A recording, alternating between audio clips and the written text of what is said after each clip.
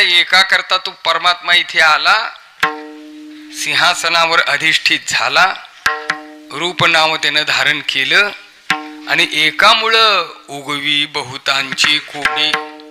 मग अनेकांच्या करता अशा प्रकारची आणखी त्याची इच्छा तो पूर्ण करत राहिला. कुणी काही मागा, कुणी काही मागा. कुणाला मुक्ती पाहिजे मुक्ती घ्या, कुणाला भुक्ती पाहिजे भुक्ती घ्या. जे ज्याला पाहिजे ते अशा प्रकारचा तो देत राहिला. त्याचं औदार्य, भगवंताच्या औदार्याची तुलना कशाचीच करता येत नाही. खूप उदार आहे, उदार आहे.